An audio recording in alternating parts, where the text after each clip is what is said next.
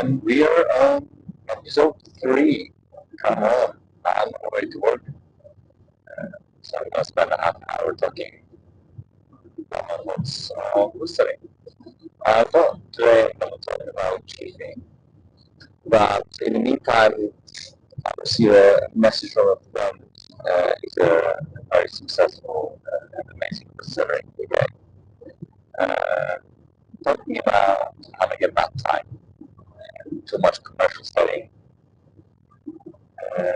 As he's aspiring competition seller, and I think one of the people that is more that they have,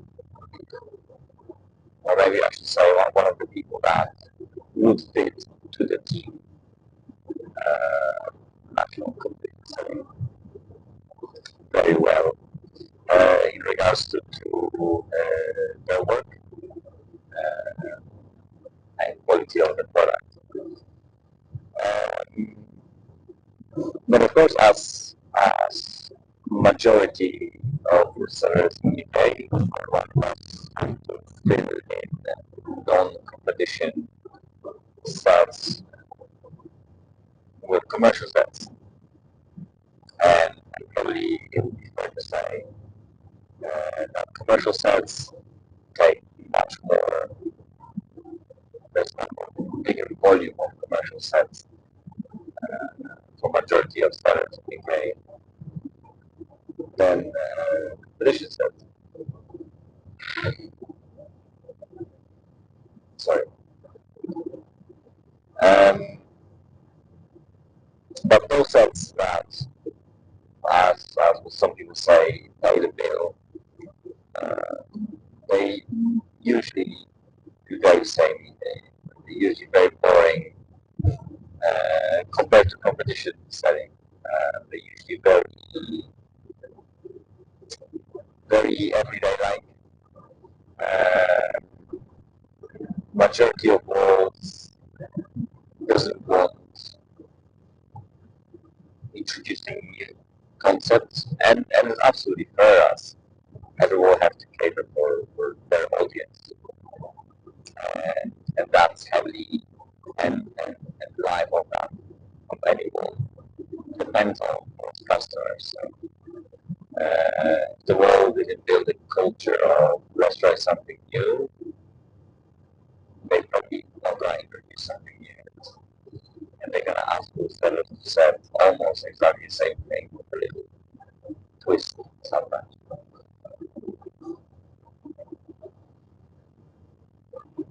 And having 4 or 5 days a week sets like that definitely takes away a creativity part of the setting. Definitely takes away exploration out of the setting and put in favor being quick, put in favor being I almost don't want to say boring. I don't want to use that word, but I'm going to use it for lack of a better word at the moment.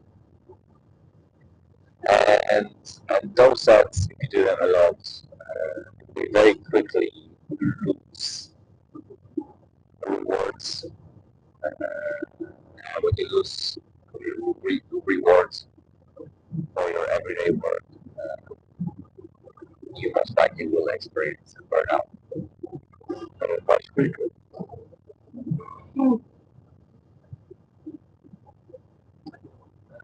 So if we agree that burnout occurs when you stop receiving rewards for the work you've been doing, most likely you're gonna get bored, most likely you're gonna stop caring, the routine will get in, and we all got into listening. We were very excited about bringing something different. We all get into listening because before we can make a change in client, we can introduce something new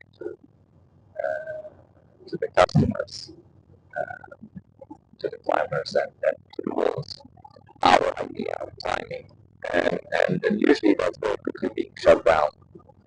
A reality of the time requirements. And not many people manage to push through it and stay, I'm going to call it original. Not many sellers have their own thing. I think,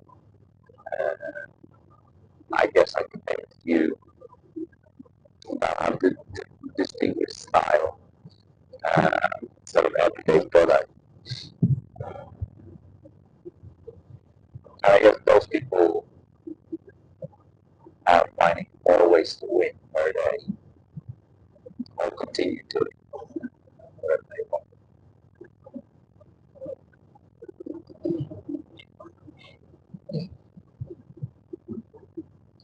So probably one of the ways to stay engaged in your work, one of the ways to get through the burnout, one of the ways to stay relevant in the industry, in my opinion, would be finding more ways to win everyday sets, more small things, the things that you can do without, things that you can do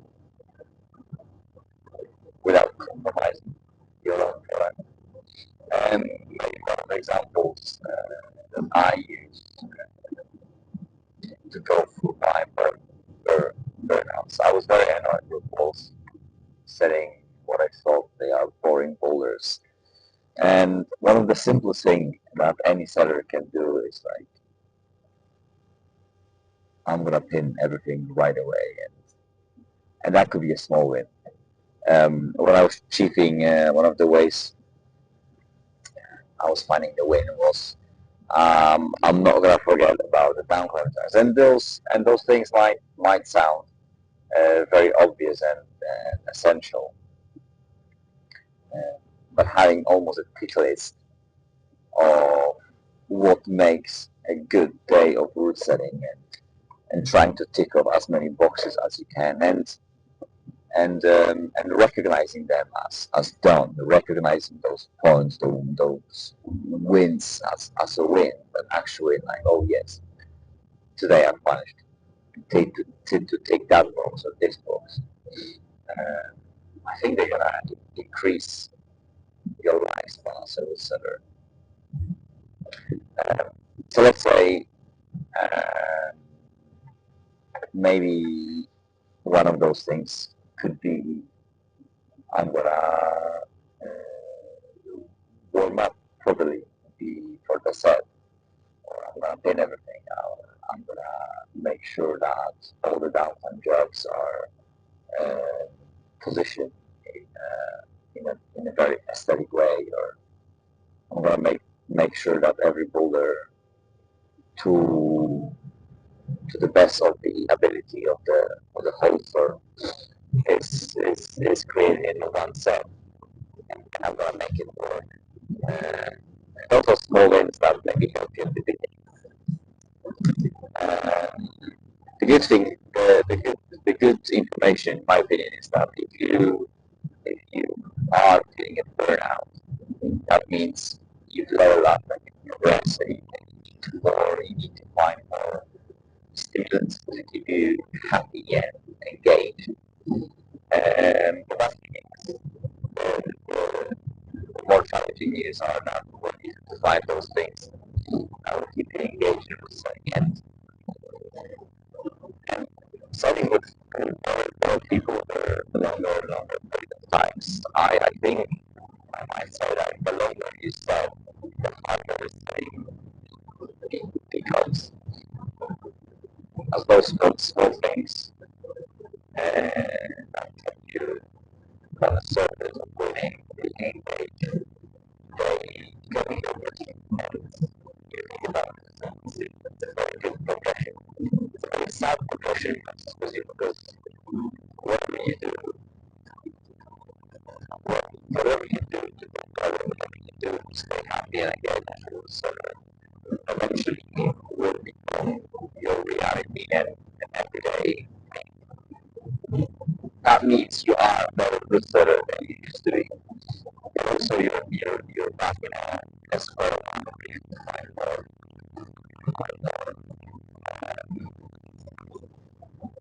not looking only at products, you know, looking at improving your teamwork, looking at improving your aesthetic, looking at improving your quality of movement,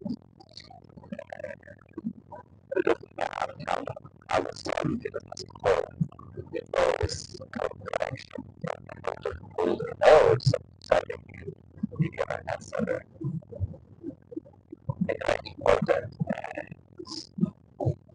And I think that could be a good outlook for people looking at how many roles I contacted to find the new stimulants outside of my comfort zone of a hometown or a home or a home gym or a home.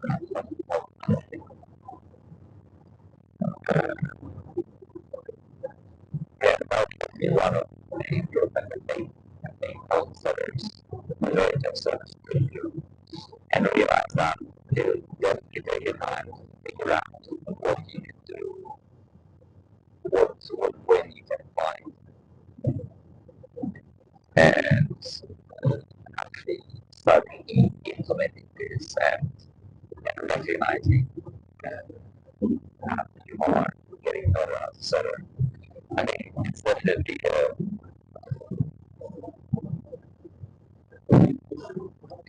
lifetime project becoming an amazing setter. Recently, I'm studying with setters. I was studying at the Olympics, and they are still signed and they are still finding ways to get better. Their product is amazing, so they sort of went through a period of burnout, they went through periods of finding their wins, and they stick with it and they get better. And I guess it would be fair to say there must be a bit of luck in this as well. But the work needs to the, the work that you need to put in your product to get yourself happy and engaged needs to. I don't think there's a way around it. Or at least I don't think you want to way around it. You don't want those that are given to the world and earth that we make you feel better about your product, about your say. Just implement it in your everyday work, whatever you are. Yeah, the most current example of my life really was studying for the competitions. I remember when I started studying competitions, the idea of studying for competitions was like, wow, that's gonna be okay, I'm gonna learn so much fun.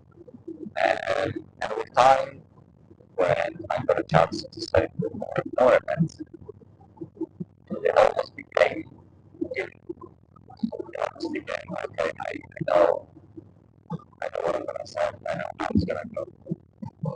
And I easily got caught in the loop of, I don't want to say not getting the best, but not getting more and more every time. Not getting more and more every time on every side.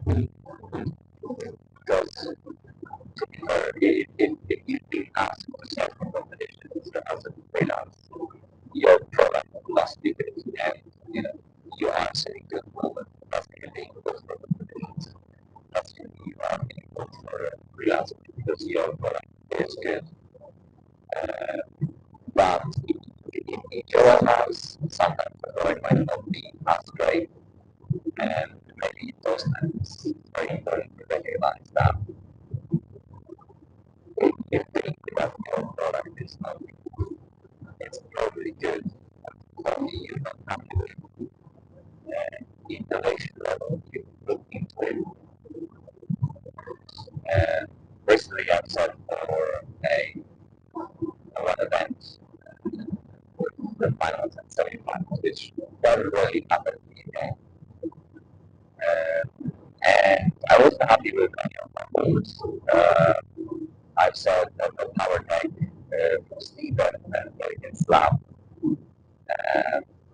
for the balance water. And it's just everything felt that I've done it before.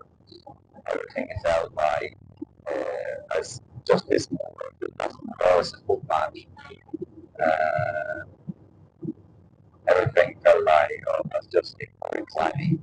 And in reality, it wasn't. In reality, spectators loved it. It created emotions and moments in a setting that all of that almost didn't matter.